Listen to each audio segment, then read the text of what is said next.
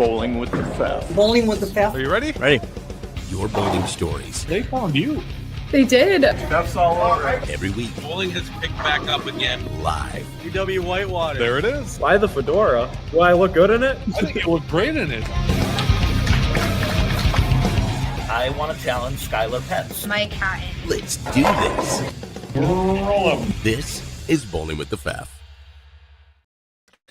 Well, good evening, everyone, and welcome to another episode of Bowling with the Pfaff, a platform for you to share your unique bowling story live on our YouTube channel. It is the last episode before the Christmas holiday, so hopefully the lead up to the holidays is treating you well. Not too much stress out there.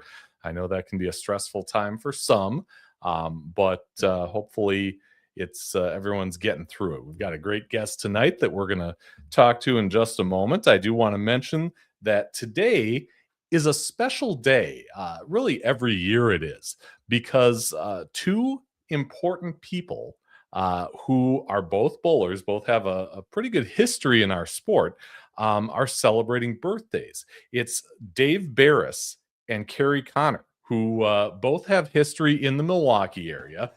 Barris, of course, still around. There he is from the Junior Hall of Fame tournament. And Carrie, whose sister Shannon Lubinsky is the tournament director there, is now up in Minnesota. But I can tell you that back, maybe, more years than I want to admit to, this was always a big celebration. We celebrated these two because, obviously, Barris has had an incredible bowling career, and he was a big part of those of us who bowled juniors in that area. And Carrie kind of came into our little, group or family, whatever you want to call it, right around college, and she bowled competitively for UW Stout. And just kind of a neat day reminiscing about those fun nights of days gone by. So happy birthday to both of you. Hopefully you're both having some great times in the holiday season, and everything is well with both of you. So a tournament tour in Minnesota is making some news this Monday. I think I said Wednesday earlier, but anyway, it's Monday, all day and all night. And it is changing rules on urethane bowling balls starting on New Year's Day.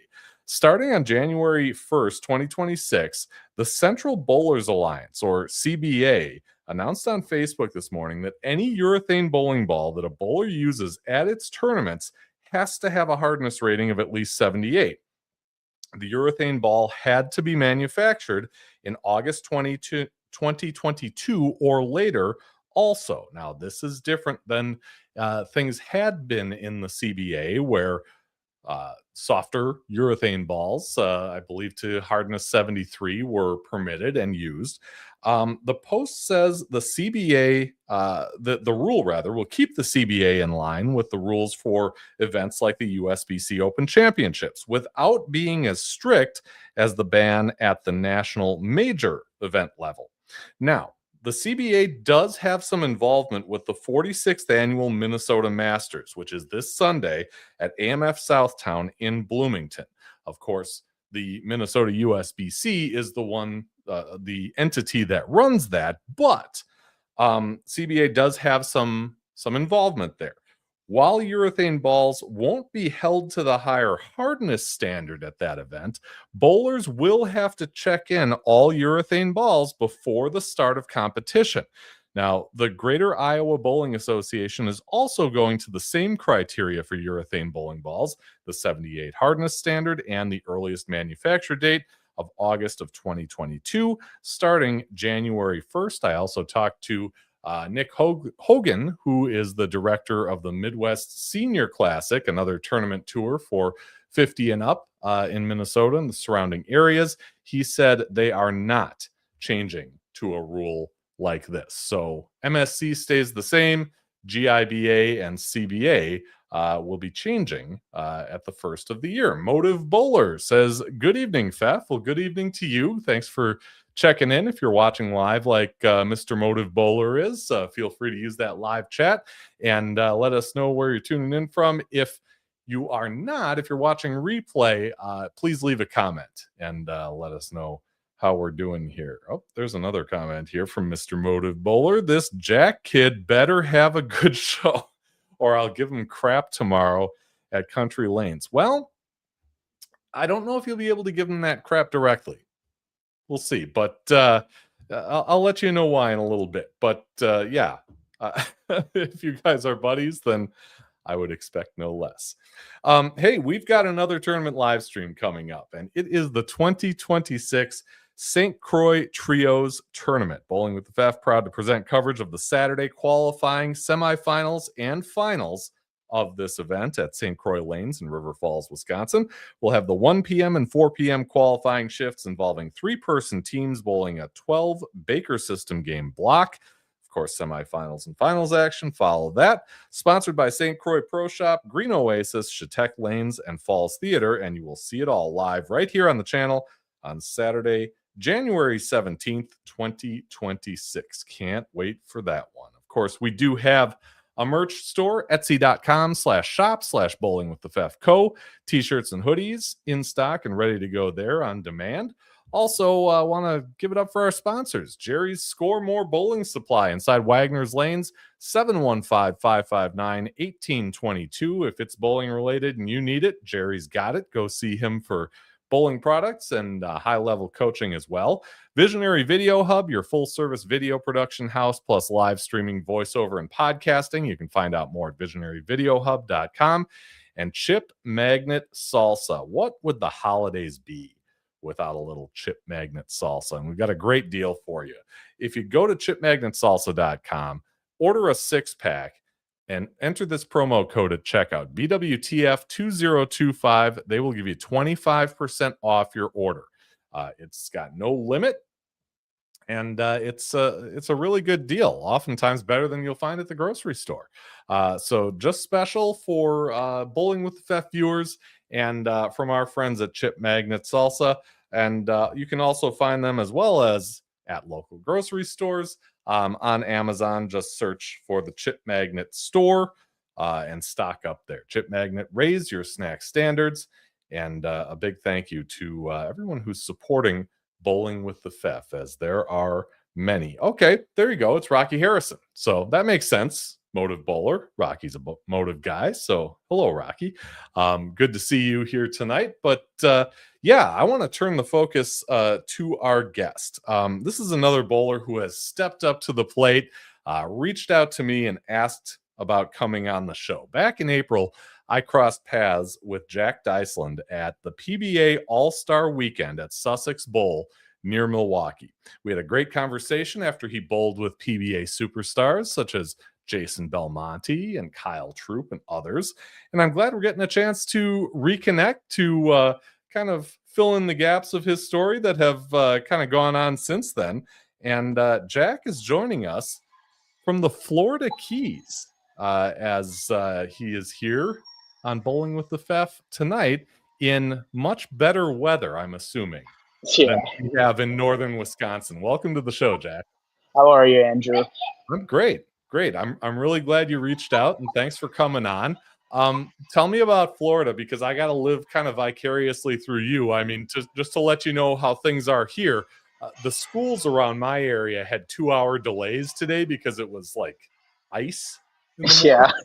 So I give me some of those good weather stories. Well, I mean, temperature has been mediocrely the same. It's always been like 75, 76 down here. Okay. Usually in the summer, it's like 85. But once it's during the winter time, it dies down a little bit and kind of stays the same. So I can deal with this 76-degree weather any time of the day. Yeah, that's a lot closer to room temperature than we're at. So glad to hear you're having fun down there. So let's kind of talk a little bit about the WYBT. You've been down there since the weekend, didn't have a chance to bowl this past weekend. But one of your good friends ended up taking the top prize. Tell us about him and what your reaction is to that. Yeah, so me and Dawson, congrats to Dawson, by the way, he bowled out of his mind. But I've bowled against Dawson for quite a while now. I never really bowled against him till about this season and last season. He, I hate to say it, but he's better than me at times, like on the shorts. But when it comes to long, I feel like I could beat him in his place. Uh, yeah. So me and him bowled Junior Hall of Fame a couple of weeks ago, about 2 months ago. Yeah. I feel like me, Ian, Dawson, Ben Medina, I think we were all just a great fit for the team. And I think we averaged like 235 that entire tournament. Like we just were not slowing down. Okay. All right. Well, that's great. This is we're going to get kind of both iterations here of Sussex, because this is the pro-am that I talked about earlier. But then I've got a couple of shots of you guys from the Junior Hall of Fame tournament, where, of course, everything looks a little different. They've got new machines that are AMF Edge string pin machines. And that event was just really cool, that Junior Hall of Fame tournament event. I had never been there before. What keeps you coming back every year? Well, I haven't really bowled there like a lot. I think that's like my second time ever being there. So with the All-Stars and then Junior Hall of Fame, I wasn't expecting it to be at Sussex because, as you know, Bolero closed its competitive side for the scratch bowlers. So that was a tough thing to hear because that was a popular spot for Junior Hall of Fame. Yeah. And I didn't really get the team formats. I always thought it was going to be doubles or maybe even trios. But I was like, you know what? I'll still do it anyway because there's good money. I know people that run it. Pros are always doing it, Hall of Famers in Wisconsin. So, yeah, I mean, I didn't really mind the string pin action. It seemed better than, what is it, Foxview? Okay. A little bit more carry down lane. What else? That was really it. I mean, I didn't really notice like bad breaks. Maybe I would leave a 9-pin here and there, but yeah, I thought it was pretty good. Yeah. No, it was definitely a full house. I mean, people wall to wall, a lot of excitement. I was just happy to finally see it in person because I had never been there, like you said, and it was just cool to experience. Here is Bowling with Kenny, and he says Disney. You have that knowing smile on your face, like you know exactly who that is. Yeah, it's Jaden Kenny from JBST WIBT. He's also kind of my ride to tournaments now because I still don't have my license, but we don't talk about that part. Okay. But he's always willing to drive me. We're thinking about doing holiday doubles next year in Missouri, so we're trying to get that organized with a couple of guys and have a fun time down there. Yeah, that's a great event too. Another one that I've never seen in person, but I've seen plenty of that action on the live stream, and it looks incredible. It really does. All right, so let's kind of get into your story a little bit, and we'll kind of take the long way before we get to the very beginning. I know that before we went on, we kind of talked about your home center, and there's kind of two of them. There's kind of country lanes in Franklin, and then Classic Greenfield. But your ball driller isn't at Classic Greenfield, and that's Chad Kloss. And I reached out to him over the weekend and said, "Tell me about this Jack guy," because I've got some limited information. I figured he'd be a good place to start. He says that Jack is a great kid. He has extremely improved in the last year, and he says he's very happy that he gets to work with you on your equipment and on your game. He says you're not just good on the lanes, but also a very good person, and he's happy that you and Ian and Jaden are very good friends. He did mention he has a couple of great nicknames for you, but that I would have to ask you about them. Honestly, you have become like part of the family. it really sounds like you've got a great relationship with Chad, and I can vouch for him personally because he's a great guy. Yeah, I've been with Chad for quite a while. It goes all the way back to like 2017 when I just started really, really getting into bowling, and when he had his shop out in New Berlin, that's where I really met him. Okay. I forgot who the other guy's name was. He just recently passed away. I think it was John Megna. John Magna, yeah. Yeah, he was another inspiration why I got into bowling a little bit. Yeah, I've been with Chad on and off, but I'm now like fully into it with him since like I believe July, right after junior gold. I just told him, listen, you've always been a good ball driller for me. Let's start this back up and let's go with some professional layouts. Get me into a better spot at tournaments, and lately it's been showing that I've been way better than I was about 4 or 5 months back. Okay. And other than, being able to work with Chad and kind of tweak and, a little trial and error, what do you think is the key to that? Is it, a certain pitch or release, or is there more to it? Is it something mental? What do you think has really kind of set you in that good trajectory in these high level, junior tournaments?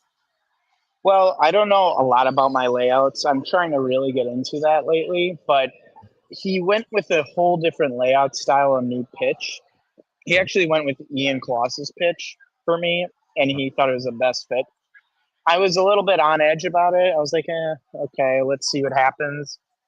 And when I threw my first couple of shots with it, it was I could get a little bit more left and pitch it out right more than keeping my angles tight. But if we bowl on 46 feet, I need to keep it more in front of me. That ball still can get left, but I can keep it more in front of me. It's more just about me controlling it with my hand position at the bottom. Yeah. So, yeah, he's really, really done a really good job on my pitches, layouts, and I'm trying to see if he can teach me someday on maybe drilling some of my own equipment. Cool. Yeah, he'd be a good one to learn that from. Now, Kenny has said the Klossinator, and he's also said the bus driver. Is that one of these nicknames that he brought up? Yeah, the bus driver is one of them because I'm a little dumb in school. I don't have a really good GPA, so he just calls me bus driver. Okay. You should say that that's because you take the others to school. Yeah, exactly. That's what I'd go with anyway. But no, that's good stuff. Well, take me kind of back to the beginning. You mentioned that you got with Chad kind of pretty early on. How old were you when you started bowling? God, I believe it was when I was I think I was 3 when I actually got into it. It was at a kid's birthday party somewhere in Milwaukee. I just remember bowling for my first time, and I thought, this is what I want to do in my 3-year-old mind, 4-year-old mind. So my mom and dad would take me once every 1 or 2 weeks. They thought, it'll brush off him. He'll find something new. Then I believe it was 5th or 6th grade when I really thought about bowling more competitively, because I originally was one-handed till 6th grade, and I just noticed my scores would never improve. It was always a 140 average. Mm-hmm. So I took a real shot in the dark in middle school. I believe it was during middle school practice. I tried it. I failed my first couple of shots because I wasn't used to having 2 hands on it. Sure. And I remember my middle school coach was like, just stick with 1-handed. It's not going to do you anything. But then COVID hit. So I just was off the lanes completely for about a year. I didn't really want to bowl as much during then because I was more focused on my health, COVID, all the schools getting shut down. So I believe it was right when eighth grade hit. It was 2022. I can't remember. That was so long ago already.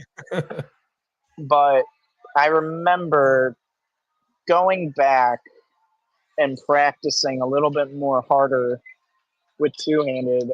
I was still pretty bad back then, but I still put in a whole lot of effort. So when I came back in eighth grade for middle school practice, I don't really remember my full middle school bowling experience, but I remember my coach seeing me bowl two-handed, and he thought I was just being really cocky about it. And he was like, let's 1v1 really quick. We'll have just a me and you tournament. And I think I beat him 3-0. I think I went like 220, 2-0, 190, and he went like 180, 160, 150. I don't remember. So you But got pretty good.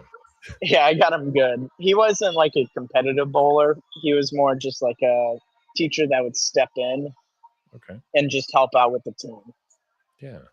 All right. But yeah, and that kind of leads us to, what we see from you right now and, in the two-handed style. And I feel like with a lot of two-handers, they run into people that say, you shouldn't do it that way. You can't do it that way. That's not the way we taught you how to do it. And that's not the right thing to do. I mean, you go up the line. I interviewed a gentleman who kind of went through some of that in his early going last week. Even Jason Belmonte will tell you that people have tried to dissuade him from bowling two-handed over the years. How do you fight through that? Well, I haven't really had like any conflict besides the middle school, but I remember, God, I think it was ninth grade where a kid from a different team was like talking smack. I'm not going to give out names because I'm not trying to create anything. Sure. But I remember him telling me that you shouldn't bowl. Go back to school, get your grades up, and don't even try this two-handed technique. And you just ignored him. Yeah, right? I kind of take it like I'll sometimes get it on Facebook and I just really don't care. Mhm. I take it as motivation because I'm showing them that I can beat them. Yeah. Because number one, I'm getting to them, and it's two-handed. It's never going to go away. Unfortunately, it's never going to go away. No. So what I just use that as a confidence booster and tell them I'm really going to rub it in your face by number one, beating you and doing better than you. Yeah. So I'm sure there are a lot of people who are curious because either, they've tried going two-handed, it hasn't worked out. They don't have the patience. If they're like me, they get, they tweak things in their arms and it's just not a good fit. But how long did it take you kind of experimenting and trying to, kind of create a rhythm and some momentum with the two-handed style before you felt, somewhat confident that, hey, this is how I'm going to do it from now on? Well, surprisingly, I think it was already 2 years ago. I didn't really see myself getting into competitive bowling until I bowled a PBA junior in 2022. I remember I placed last place. I think I averaged 140. It was bad. I remember it because I remember I had Hendricksmeyer on my pair, and I had my buddy Adam on my pair, and I just saw Hendricksmeyer bowling really good, and my buddy Adam bowling good.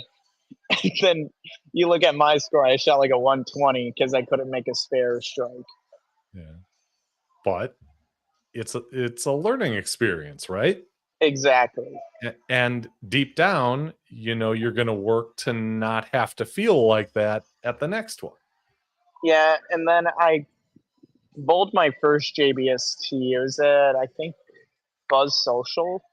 Okay.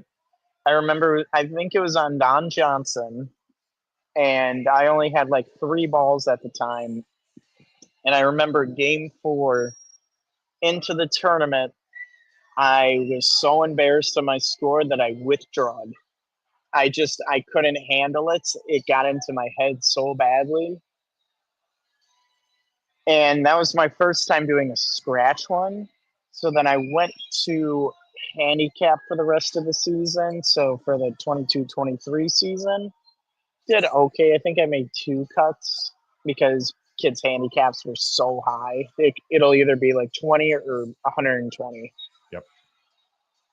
Yeah. So, okay. Carson Kenny says, I'm a one-hander, but the future of bowling is two-handed. I mean, kind of like you said, it's not going anywhere. And so is this somebody you know too? Because, hi Carson, hey man. Are these, is this one of your friends too, Carson? Yeah, so Carson is Jaden's brother, Okay. younger brother. Gotcha. I'm going to give him a lot of credit lately. He has really put himself in a good spot this season. I think he's doing better than me at points because he has the rev rate of Tackett plus the speed of McKean. Oh. Just like imagine that. I imagine him as like if they had a baby and they had Carson. He's got to work. I'm going to say to him straight on this stream, you got to make your spares, man. Otherwise, it's going to go left. But that comes with time. Everybody realizes that at a certain point, and all that good stuff. Oh, so he says, "Stop! You're making me blush." Yeah, he's been a really good bowler recently. Yeah. I have bowled against him in high school a little bit. Otherwise, I haven't really bowled one-on-one against him in like a finals or anything like that. Okay. All right. And Rocky says, good advice. Never get into your head. That's how you mess yourself up. Yeah. I always like Rocky with his advice. He bowls at country on, I believe, Tuesdays and Saturdays. Okay. So when I work, he always has good advice for me. We always talk about new releases that are coming out. How he's been. So he's kind of, since I work at Country Lanes, we're all kind of like one big family. Yeah. Yeah. And Rocky's been a supporter of, Bowling with the Fef for a long time. So I always appreciate seeing him on here. When you were kind of going through the middle school program, was there kind of a time, a specific moment, or maybe a stretch of time that kind of propelled you into this? Okay, I feel like competitive bowling is for me. I'm going to do this. I'm putting everything into it. No looking back. I think it was 8th grade year, if I can remember. It was late. Yeah, it was May-ish, 8th grade, because that's when they had the Sports Shot League at Classic Lanes Greenfield. Okay. I was horrible in it, but it got me used to doing sports shots because I was always on house shots. Mm-hmm. And then that's what repelled me to doing the PBA Junior that year as well. Okay. All right. And, I hate to kind of parrot my other question, but how long did that take before you feel comfortable on it? Because I can remember, a league that I was in changing to a challenge pattern. And it was like guys that are averaging 2.0 and 210 are all of a sudden averaging 170. And it's, patience runs short. You don't have a lot of people who are willing to, take that and say, okay, this is tough, but I'm going to, push myself to be better on this. Yeah, so I believe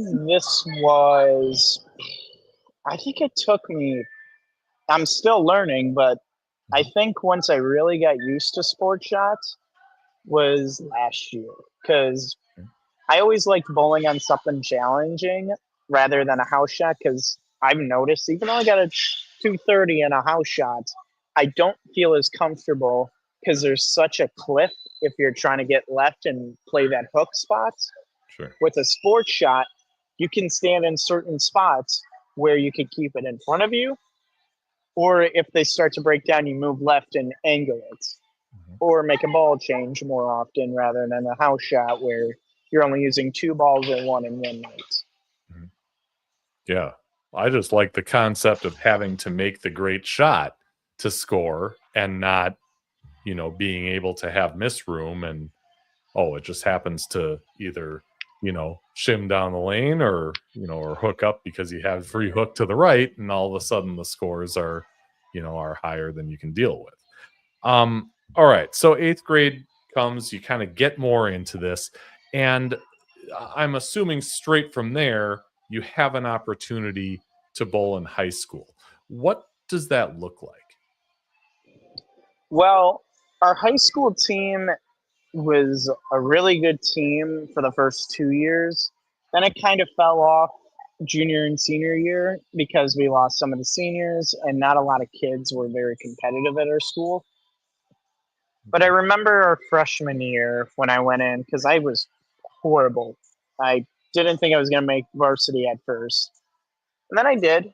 I wasn't an anchor, but I think I was either number 2 or 3. I just remember going to matches with the guys, and that was our peak. Like, I think we were averaging 190 at the time. Like, everyone was scoring well, making spares, striking. But junior, senior year, it's kind of been a little bit eh. I'm trying to get like more of my friends into it, just for the fun of it, and not like, oh, we're gonna make team as a state or state as a team. Okay. But yeah, I've always liked the team bowling more than singles, because once one person does good, then the other person gets hyped up for their shot, and then it just transfers over and over and over to where the energy is high and your momentum is really good. Yeah, you feed off each other when you're bowling good like that. I know you're in kind of a co-op situation now. Was it always like that through your high school years, or is that something that has come over time? It's come over time. I mean, yeah, I don't. It's just it's happened over time. Okay. All right. Fair enough. So after some, you know, emailing and some tossing around of an email that I sent to, who I thought was the coach, didn't turn out to be the coach. It eventually gets to the coach, right? And his name is David Brown. And David in a message exchange is telling me that you had a couple nice finishes in what he described as a doubles event and a PBA junior in Michigan, which I think you alluded to a couple times now. And he said that in both, you finished second. And after working with him, and that's when he asked me to coach the high school team. Tell me about David. How does he kind of factor into this before he's here in Wisconsin coaching you guys? Well, first off, with the PBA Junior thing, that was when it was in Milwaukee. Okay. For 2022 through 2023, and then this year I went to the one in Michigan, and both good. But otherwise, David was originally from Florida. A couple months back, he just moved here, and I remember I originally had a lesson with Chad, and he said to David, well, why don't you go work with Jack, see what's up with them. And I had a couple of errors at the time. It was more like balance and shoulder placement, because I would get really tensed up in my shot, and then it would cause me to miss. And I remember him telling me to loosen up that shoulder a little bit, Okay. and keep my feet a little bit slower and my wrist more angular. So instead of just holding it like this, try to turn your wrist into it a little bit more. And that kind of stride me for the past couple of months now to bowl really well. Not saying that I haven't been bowling really well a while back, like last year. But recently, because of him, he has put me in such a good spot that I don't think it's going to slow down. Like, I'm having a couple of errors right now. Injured my finger a little bit, and I'm just trying to ease off it. So I'm just working with that a little bit. But our coach, I'm not going to get into it. It's a whole long story, and nor is really not my business. We just needed a coach for the season. Otherwise, we would have to grab a teacher. So I thought I'd reach out to David and be like, hey, we could use you for a coach. You have the right energy than the last guy. He wouldn't work with kids, not David, the other coach. I know you would definitely work with kids and make them improve a whole lot better. He's like, let me talk to your principal or sports, I don't know what it's called. Athletic director, maybe? Athletic director. Yeah. So he does that, and he's been our coach recently. Yeah. What's, you kind of described the things you saw in him, but working with him, what's that like? Because every coach is a little different, right? You can go in and work with Chad and have a completely different experience working with somebody else. Not that one is right and one is wrong. The styles are just a little different. How would you describe Coach Brown's style? Well, I would say Brown gets to the point like immediately. Like if he sees something that's wrong with you, he'll make sure you work into it and get used to it. With Chad, it's more like we'll work on this and then work our way up to the main problem. So I kind of liked David's straight talk. So me and him have like the same IQ at times, same humor. So it was kind of more like, yeah, I think we're gonna work with each other just fine. Yeah, that's always great when you have that with a high school coach. All right, Derek Dysland. This has got to be a relative, somebody. Yeah. Great job, Jack. Keep up the great bowling. Who is Derek? So that's my father. He's back at the hotel right now, probably watching with my family. Okay. All right. Well, hi, family. Thank you for for watching live. I'm sure Jack appreciates that as much as I do. So David goes on to say, when it comes to you, he says there's definitely been a maturing process happening since working with him. He says you help him with coaching during practices. You work hard on communication with him and the team. I mean, that's like high level stuff. That's like stuff that, you hear about the top college teams doing and the top, scratch teams, in high level adult events doing. Can you feel that within yourself? Can you feel yourself kind of growing to that point as a team bowler? Yeah, I definitely can see that with me and him. Since it's his first time really coaching from high school, I kind of had to hold his hand a little bit on teaching him the basics for high school. Mm-hmm. We had a couple of errors, but otherwise, me and him have really good communication. So whenever he's out, I can help the team get the format correct, keep everyone in the game, and then give him input on what happened at the match. Yeah.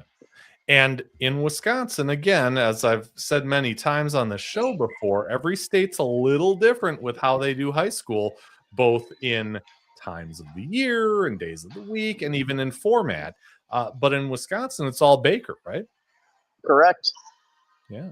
So you are, helping your team in that regard, bowling 2 frames a game and really trying to fill those frames and be as valuable to your team as you can by having that percentage of strikes and of spares and strikes, of marks, as high as possible. And that's kind of a different kind of, a different kind of mental challenge, a different kind of stress than just bowling individual games, isn't it? Yeah, I mean, we'll have some games that are under 170, and it can screw with us a little bit because then we have kids that are shooting 220, 190. It doesn't even matter. If we lose by a pin, it matters. Sure. So me and David try to help out each student or every player and get those errors that are in the process of ruining their game by fixing them.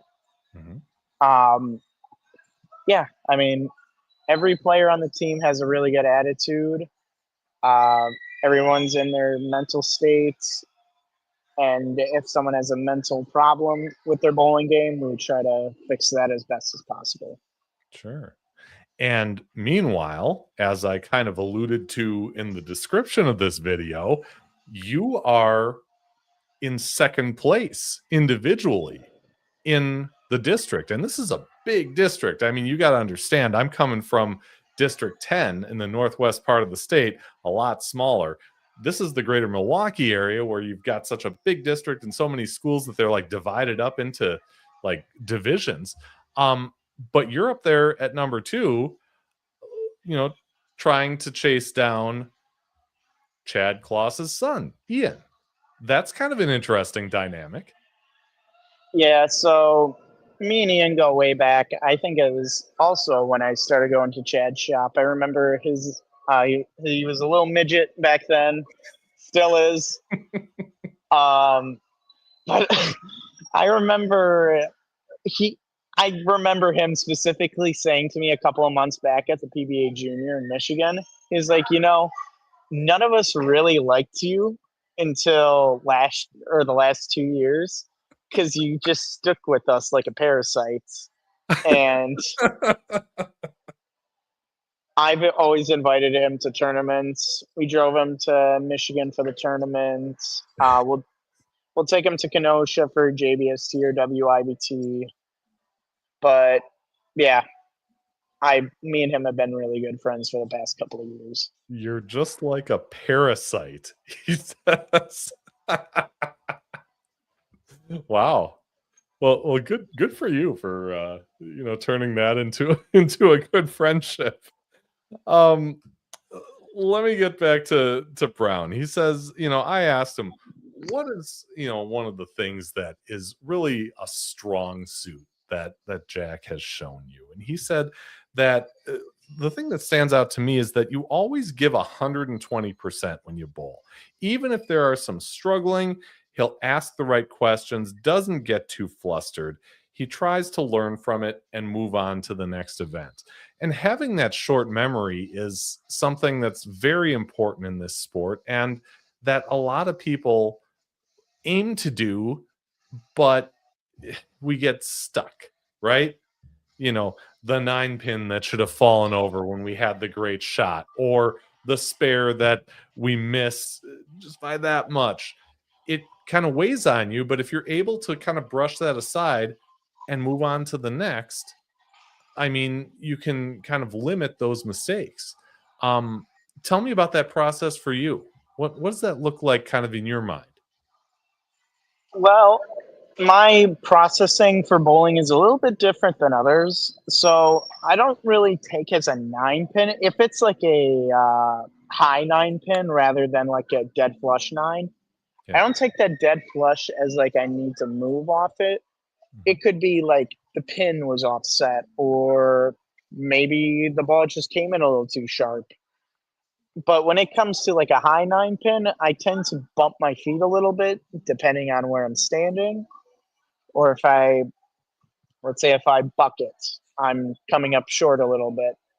Sometimes I won't move my feet and more just create a little bit more rotation and slow down if I need to. So I can, if I need to get up the boards, I do that. Or if I need to bump a little left and increase my speed, lower my speed, increase rev rate, I process it a little bit more differently than most other bowlers. Okay. But in the end, you do it because it works for you, right? Correct. Yeah. And if it works for you, that's all that matters. So another guy that I reached out to is Will Welch because he's at Bowler's headquarters too. And he said, the only quote I have for you is that man is impressive. He said, he'd go to the shop on Thursdays, you'd be there practicing. And the thing that he admires is that you're always working on something specific. You're not just out there throwing the ball. You're focused on one area of your game and you're driving through the heart of it. Tell me about that. Is that something you've done for a long time? Is that something that's come into your practice sessions more recently? Well, number one, I've only known Will for a couple of months now.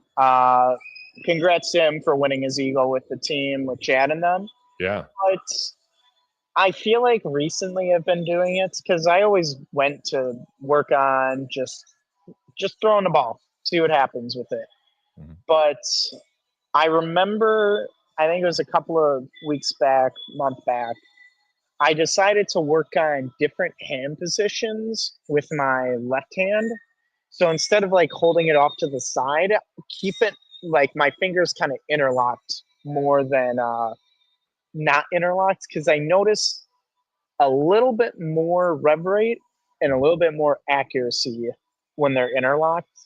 So right now I'm trying to come up with a schedule where I'll have spares one day, hand positions another day, movement with my feet another day, and so forth.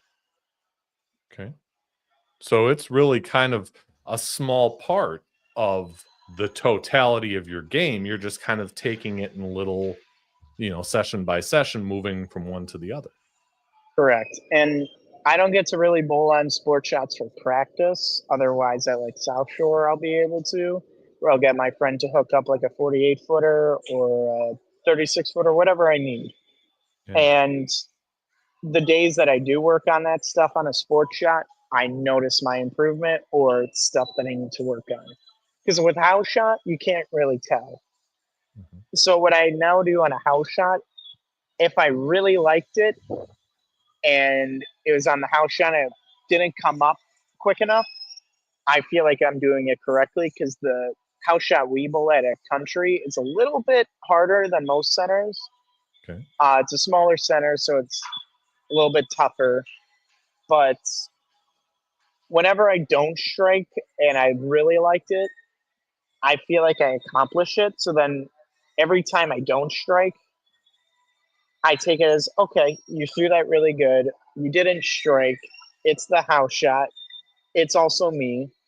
So try to work with that. And I'll still try to strike with it, but I'll just keep my mindset in. If I just two pin it, it was a really good shot, did everything correct, I take that as an accomplishment. Yeah. Yeah, for sure. Who's this guy? Oh boy, that's my buddy Ben Medina. Me and him bowled doubles a couple of weeks back, or a couple of months back in September.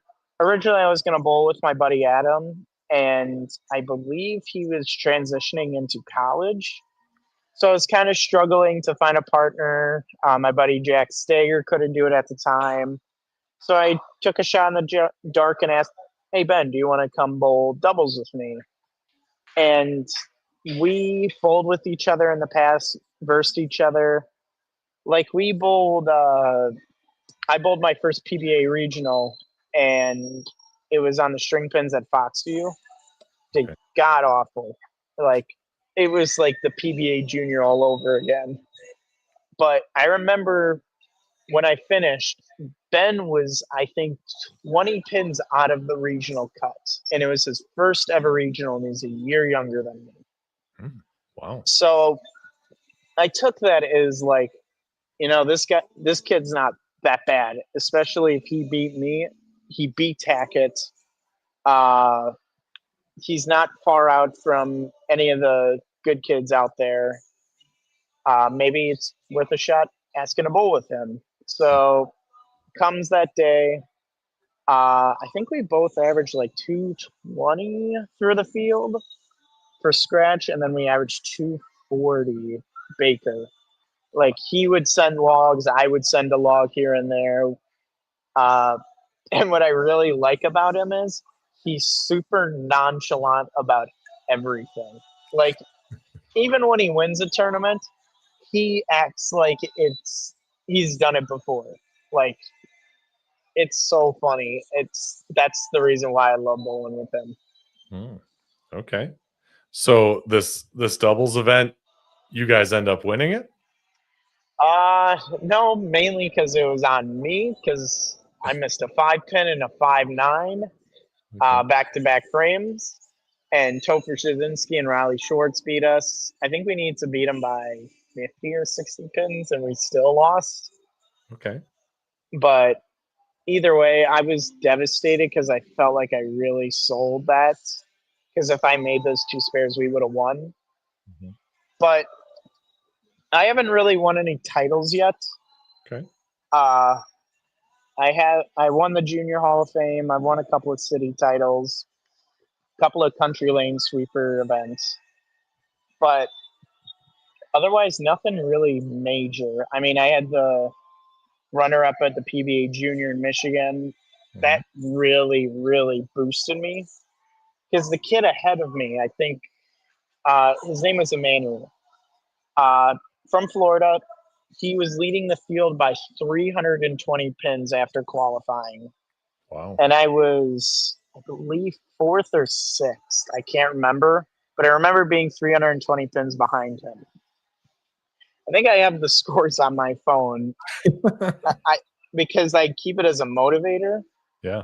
Because it was on the pattern that I went plus 41 on. It was just a horrible day for me because I didn't throw urethane. Let me see if I can find it. Here we go. So it went 232, 221, 266, 289, 259, 269, 201, 235. And that's on top of bonus pins. Holy cow. And I lost 2 of the matches. It was the second match, or no, 3 matches. The second match, the match before position round, and then position round. Okay. And So I remember scores at this thing. Oh yeah, I remember Emmanuel just was not doing well in match play or round robin. So I took that as like a booster, like, okay, if he's not doing well, then go for it. Mm-hmm. So I just remember shoving urethane up 9, I think it was, for 6 games straight, 7 games straight. And then when it came to position round, my urethane went away. I wasn't really worried about it because I had a reactive ball that I kind of could get into when urethane died out. Okay. And I remember the announcer saying that both of these competitors are going to really have a good match because he led qualifying and then I led match play with total pins. So I think it was a 20 pin difference after 7 games. And we both went front 6. Messenger failed a 10 pin, then missed it. Then he struck out till the 8th. And then Boner 7'd, like blower 7'd. It was so bad. I felt bad for him. He made it. So then I had to kind of continue striking. Mm-hmm. I struck my first frame and then I 9-pinned. And I was devastated after. I'll say it on stream. I cried a little bit after because I was so I went so hard on myself. I didn't really think I could win it at first. It wasn't even playing through my head that I could honestly win from 320 pins. Mm-hmm. And he came up to me after the tournament. And he was like, dude, I really thought you had me because I was looking at your scores. You were beating every single kid in that field. And he's already won like 3 times already on tour. He's like, you're going to be in a good place this year and next year. So keep doing what you're doing. There you go. That must have felt all right. It felt amazing. I was still sad at the time, but I really appreciated Emmanuel saying that. Yeah, that's awesome. The last time we talked, you had mentioned that you had an interest in college bowling. I asked Brown, about your future. He said, I think his future for bowling in the sport is really high, especially when he starts getting to that next level after high school, as he'll surround himself with others that share the passion that he has. I'm assuming that that hasn't changed, correct? You're still aiming at bowling in college after high school? Yeah, so I haven't really made an official college choice yet. I still have a couple of offers that I'm working out with.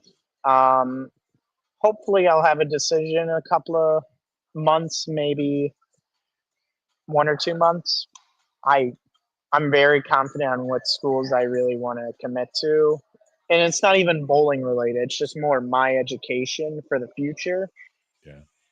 But even after college or during college, I want to bowl some tour stops. I mean, I can't bowl actual PBA events, or else I can't bowl college.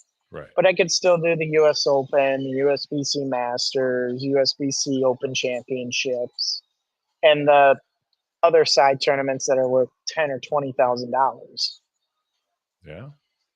Yeah, there's plenty of opportunity out there, and that's just not something that I had when I was in college bowling. So that's pretty cool that that you can take that big swing like that once you get to that level.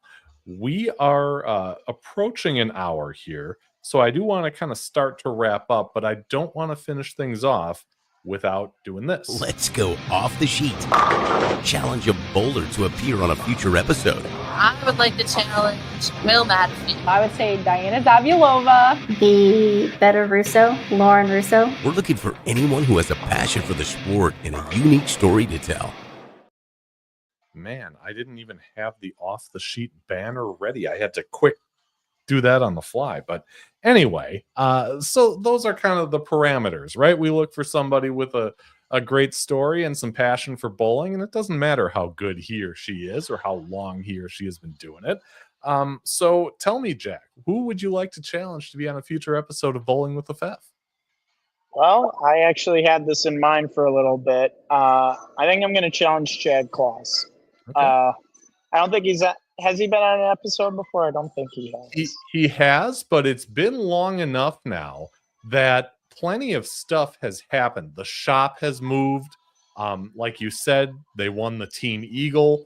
That's all kind of happened since he's been on. So the cool thing about this is you can have somebody on, but the story keeps going, right?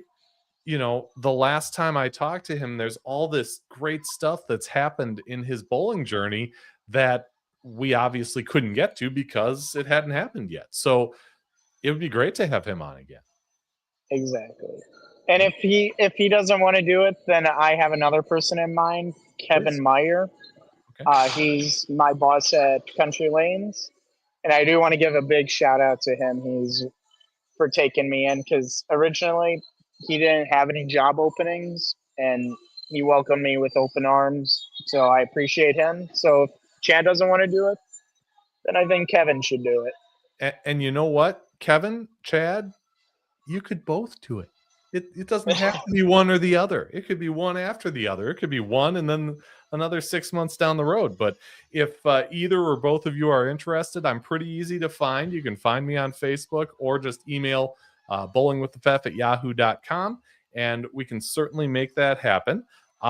Jack, I want to wish you the best of luck, of course, in bowling from this point forward, and enjoy the rest of the stay down there in Florida. I mean, you're making all of us jealous up here, but it'll be good to see you back up here on the lanes soon. Yeah, it'll be nice seeing you too, Andrew. I mean, we'll probably cross paths at maybe state or something, maybe junior gold, but we'll have to see farther down the line. Yeah, for sure. Looking forward to seeing your progress. It's been a great start so far. And there, Chad's the GOAT. Yep. So he's already crowning him greatest of all time. He's got the eagle. I mean, that's that's a great step to being the GOAT right there. But no, appreciate you coming on during your Florida trip. That means a lot. Everybody, thank you so much for tuning in. Have a happy holidays, a Merry Christmas if that's what you celebrate, and we will see you again next time. Thank you for watching Bowling with the Fef. Pound the like button and subscribe button. It's the easiest way to support the channel, and it's free. Bowling with the Fef is brought to you by Chip Magnet. Raise your snack standards. Jerry's Score More Bowling Supply inside Wagner's Lane. So Eau Claire, Wisconsin area's leader in bowling products and services since 1988. And Visionary Video Hub. Video with impact. Email bowlingwiththefef@yahoo.com with questions or to appear on the show. You can also reach out on your favorite social media platform.